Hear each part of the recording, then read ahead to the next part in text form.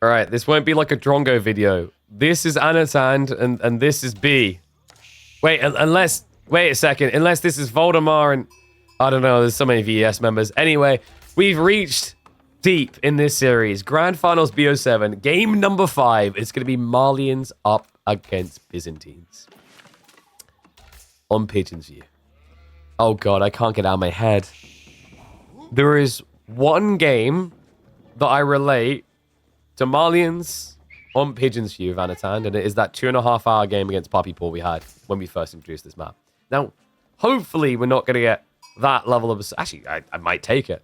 But one thing I have noted, guys, is this matchup so far on Pigeon's View has one of the longest average game times. We're talking 30, 40 minutes most games. So let's see if anyone's able to speedrun or if Pigeon's View is going to treat us to another deep state game. B is a fan of the double villager on Cistern opening.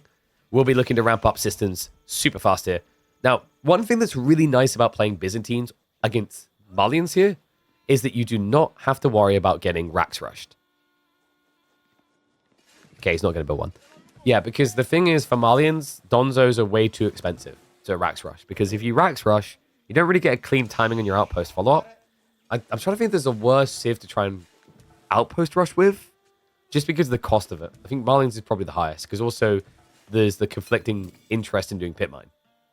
So that means, for B, he has a very good spawn with very minimal risk here. He has admittedly got 4 gold, but it's double berry back, stone as well. That Cistern is already going to buff the villages in entirety, but will also then buff the Grand Winery villages. It's a really, really nice start here. The only thing he's missing out on is the 2 gold workers, but you don't really need that much gold. Not yet, anyway. That's coming on the other side. How was the predictions, by the way? 67% for B. Okay. Freeze in chat if you pretty much gambled on B, because you can say Byzantines. Double D. Oh. Okay, someone that got lame, though. That's smart by Anatand. You need to do this, actually, just because there's a risk B will shove the deer in. He's one of those players. One of those filthy deer-shoving players. Don't be surprised if you see a Rax opening with 2 Limitane, and then the deer pushed in the base, because it counterplays what Anatand wants to do. Malians in this matchup are still about 80% of the time, at least, doing pro scouts. And you'd have the ability to remove almost 50% of the deer in the first few minutes.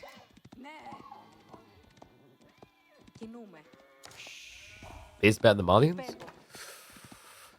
I don't think it's that simple of a call. I do think the Byzantines actually play longbow very well long-term in this game. It's deceptive because you'd think longbow bad because javelin Malian. But when you get into the Castle Age, I think that's where longbows can actually prove themselves very valuable. They're good when they're bulked up, and also they counter a lot of the things that Malians would do at that stage, like transition archers, play Donzos, play Sephardi warriors. We'll see which way B wants to go. I've seen some players just go javelins for a timing attack. That build feels like it's fallen off a little bit since the Cistern rework, because your first javelin timing is now weaker than it used to be.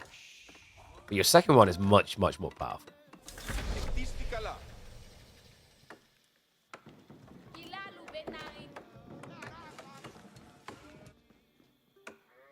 Anomalians? Is that the best we can do?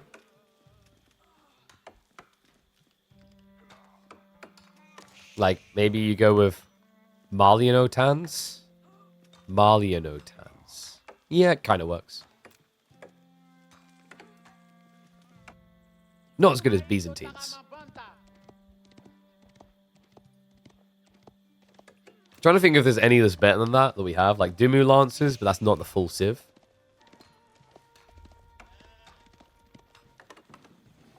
Dimu, of course, didn't make it to the Grand Finals this week. Close series up against B. Yeah, if you're just tuning in, this is finals, and this is already proven to be epic, man. I think most memorable for me, like it's the opening game 1 comeback, and then also Holy Ellen, just because of how crazy it was. Knights Templar at the moment looking like the unbeatable. Wow, it is going to be a 2 TC build. I've been seeing a few Byzantine players return to this experimentally, but against Malians, historically, the bane of their existence is 2 TC play. And the cool thing is, like, wow, yeah, the other sick thing about this play, and I think this is what might actually see it resurge in popularity, is it's not obvious. Think about how you open the game with 2 villages on stone. You don't know. You legit don't know that it's going to be 2 TC. Even after you gathers a few hundred stone, for all you know, it's just more systems. So unless you literally see the town center being built, you can't be certain. And obviously, you know, if you knew it was going to be 2 TC, you might try to build cavalry and harass him early on. But let's say you build the cavalry and it's just systems. You can't do anything. It's worthless. Yeah, this is cool. This new stone opening actually may have just opened a few doors for Byzantines. Now, admittedly, those doors do feel very greedy, macro-focused. But I think it's just going to continue to inflate Byzantine's value from a drafting and competitive standpoint.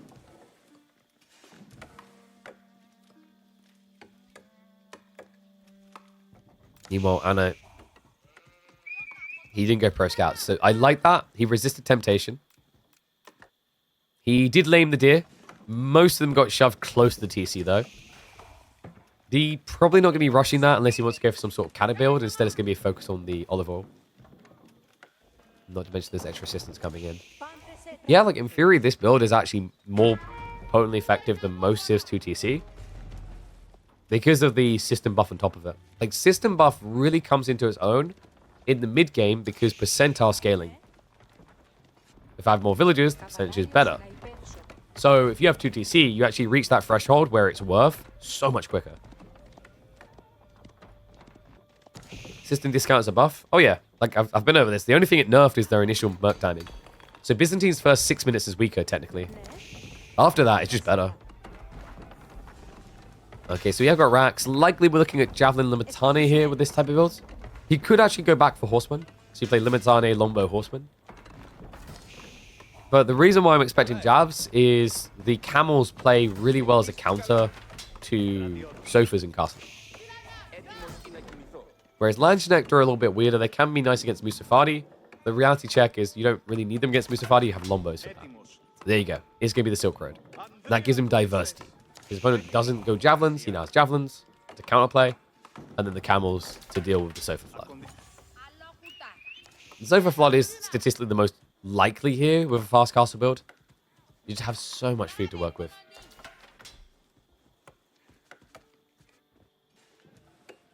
You might even get some pressure play here. One thing to keep in mind is actually blacksmith play high value for Biz here. A single Kira Siphon can do a lot of damage to these pit mine formations because, little tip for those trying to better their Byzantine play, certain civs have overlap issues with their structures that allow the flamethrower to do more damage than intended. So it's not uncommon if you get the angles right with Kira Siphons to hit a pit mine and 2 houses with the flamethrower at the same time. And I'm not talking about the trickler damage, I'm talking straight up burning them all for full damage. Seen it multiple times. It's a strategy best leveraged against houses clumped together and farms.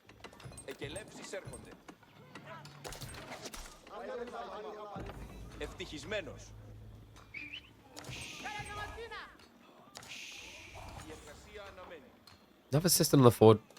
So that's going to be level 5. Okay, so level 5, 24% increase. So at this stage, he's adding in an extra 10 villages. He's basically he's 20 eco ahead.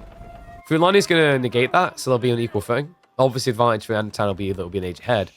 We have got him building Mustafadi, surprisingly enough. A little bit shocked by that, considering your opponent already has spears.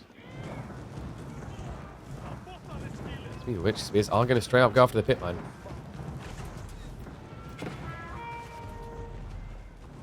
Anno not really capable of defending this yet. Limitane count should be good enough to break the pit mine before he'll mount a defense. Javelins are going to be creeping in here. He does see the double racks play. Sees a triple on the back. So yeah, he knows it's full Mustafadi, which is definitely a different way of going here. I guess Anatan is going for scale to burn the TC. But you're technically building a unit that can be counted in the second age. If B transitions archers now, you can hold. You could just straight out keep going Limitane, though. Hitman already gone. House is now being targeted. Not a bad idea here, considering it is a Mustafadi flood. So population matters a lot. Lack of housing is gonna hurt him.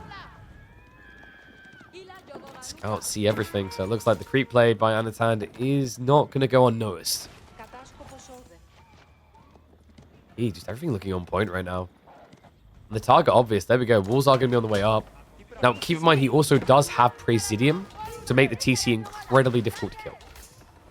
Outpost as well, actually. Musafadi definitely creeping. So Limbers are being left to their own devices here. They're going to start backing up, though. I mean, the Arrow Slit's Presidium play would be pretty sick. He hasn't toggled it just yet. Musafadi aren't exactly the quickest villager killers either. Yeah, he also didn't get melee 1. So it's not a 5-hit kill. It's a 6. More than that now with the textiles. There we go. Stat defenses. I mean, I don't really know what else I was expecting with this. Maybe if he went unseen. But B's reaction is perfect. Wall already up on the east side. These walls are so obnoxious. Anatan's advantage is mobility. He's not able to use it here, though. Jav now arriving. Enough of them to scare him away. Anatan, the upside he does have is relic play. He has all of them now. Downside is going to be raw economy pull. B is draining his safe resources quickly with this 5-system 2TC build. But in terms of raw economy power, right now, he's sitting at what? Like 26% on top of 60. So he's sitting on about that 14 extra villages. Yeah, so 74 eco. This is better than Fulani. You can see it in the numbers as well. The reason why Antan is competing is the pit mines and the Mansa. But the other thing you have to keep in mind is like olive oil isn't equated into the calculations. If you just look at this top bar, you have to look here as well. So Golden Horn Tower in the way, which with level 5 Sistine pumps out mercs absurdly quick. We even have villagers with shivs out. And a move on to the deer. Okay, is Anatan just doing a 1-unit only challenge right now? This is an interesting detail. We do have the local knowledge on the way. So an extra, was it 25 health if I remember correctly in a fight? As long as you don't die straight away, which if you're in a fight with mass melee, you're not going to die straight away. Usually it's range units that insta-kill you.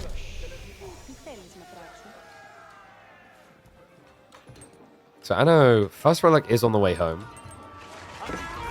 Veteran Seas are coming in soon for B. Time to fight is now or never. It's just difficult to do against Limitane. Just doesn't have a break-in here. Now there's a risk B will break out in time to block 2 relics in front of his base. Small group of Musafadi are going to leak around the back, but already being mirrored. I don't know what like Anatan is going to achieve with this at this rate. He went for a Zerg build, but he's losing. Like if you're doing a Zerg build, your goal is to be bigger, faster. How is this in any way bigger?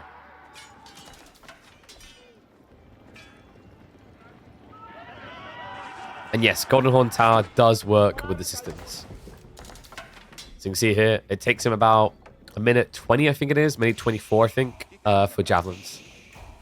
It's quite quick.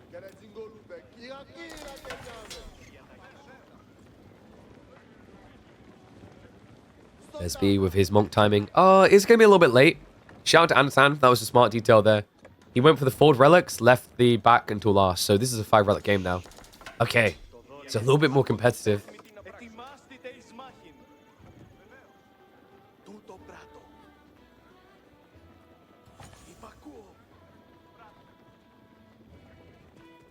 Two TC as well. Honestly, Anatan's build looks like it would have made sense for Farimba if he went 2 TC opening. Obviously, that changes a lot of things, like Byzantines can be the aggressor there.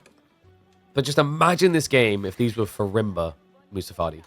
Mansa Musafadi would have 4 melee armor right now. Means Limitane would do no damage, and a long fight wouldn't hurt you as much. Looks like Anno is going to be going for the Warrior Scout switch. So doesn't even try to mirror javelins, which I think is fair at this stage. Your opponent has a huge lead there. The goal as well, by going mass scouts plus Musafadi, fully leverages the Fulani and also keeps you mobile. The worry is if B ever gets to a stage where he's protected, his all-in is going to be a lot more scary.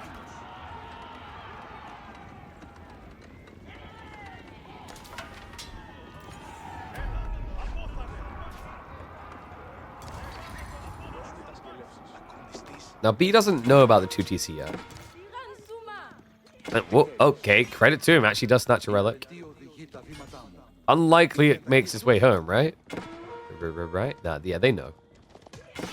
But you have to keep manually clicking them because they'll lose vision, and then the scout will draw vision. So if you don't keep clicking on this monk, then you'll turn onto the scout. Some more micro by Anatan. Meanwhile, runs away with the army into the corner. Relic is practically home at this stage, so I imagine B will still be able to secure that.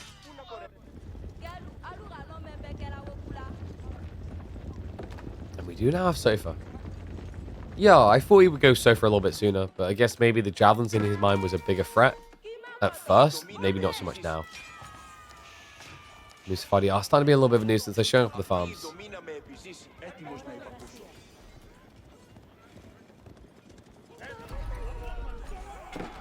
Okay, so what's Anatan's win condition here? You play towards Imperial?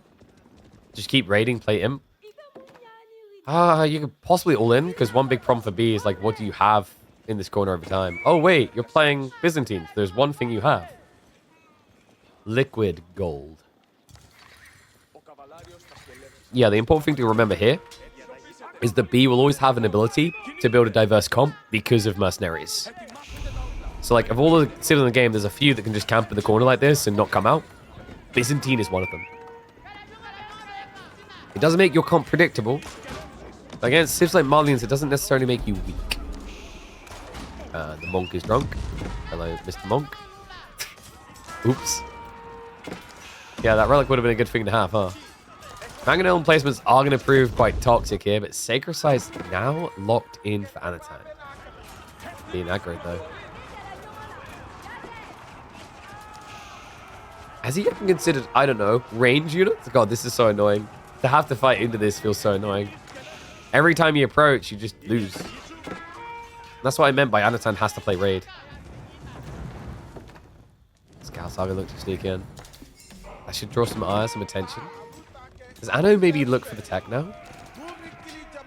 It's scary. It's so scary because when you check his vision, he has a lot of info on his side of the map, but what he's not getting is info on what B is doing. So if all he knows, B is getting ready to send it into his base. So if he goes for Imp and there's a dive coming, he's dead. And you know what? It's good he has that type of discipline because we can see B is getting ready to attack. Horseman queued up.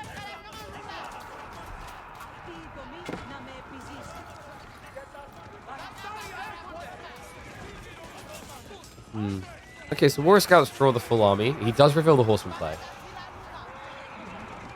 Is it Donzo time? Because it feels like it's been Donzo time the entire game. No. It is Spriggle time. A little bit ballsy, you just saw Horseman. But Musafadi can play as decent body blockers here.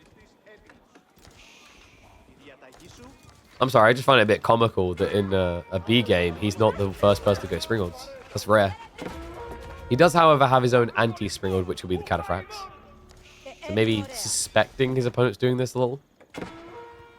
B, he's ready for Imperial. This is ridiculous. Like, this economy is crazy. 99 villages. But remember, with the system buff, basically got an extra 25 villages on his economy.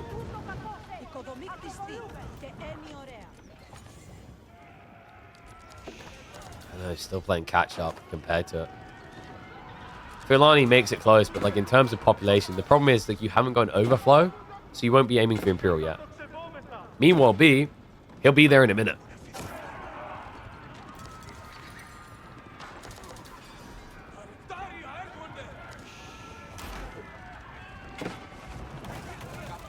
Well, Spirals do get revealed. He's actually going to force the fight. So wait, does B think that Anatan is teching? Because he's totally not. Yeah, this feels a little bit ill-advised. B maybe realizing what really happened here. Because, like, the math doesn't add up. This many so far, there's no way that there should be a tech happening. Especially with Spirals now. B turns for the fight. I mean, this is just awkward. The javelins are dead weight. They don't really counter anything here. And spreading thin. That's good news if you don't want to die to Springles. So you at least aren't losing 3 or 4 units at a time. B, he's just got too much blood, though. Like, this is the power of Conscriptio. He's just able to pump out so many units. Limitano takes 6 seconds to arrive. It's just a Zerg. Mass System is the truest Zergy form. Don't care how Musafadi you go as Marlians, you just can't mirror it. Full retreat pattern now. It's going to be a flood and an overwhelm here. I mean, he just made it look so trivial. Well, let me just build 2-2-Z mass farms and just keep mashing the produce button until I get a carpal tunnel. It's super effective, though.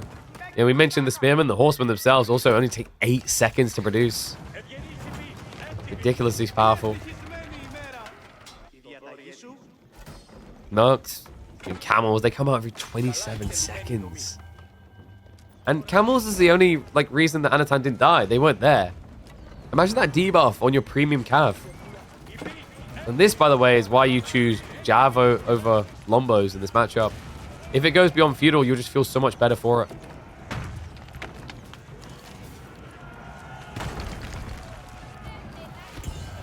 And they are denying each other the hyper late game. Foreign engineering company now coming through. So auto upgrades to the javelins. Camels are going to be giving the armor. And armor on Limitane against Musafadi, that's just unwinnable. You're already a low base damage unit, high in the bonus. Good luck when there's 2 more armor on the field. Crash coming in.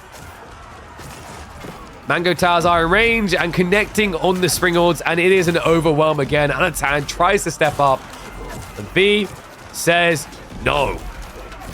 We'll have none of it here. And what he will have is his finger on the trigger, ready to slam dunk another midweek muster win, because if he wins one more, he will be the irrefutable champion of midweek muster.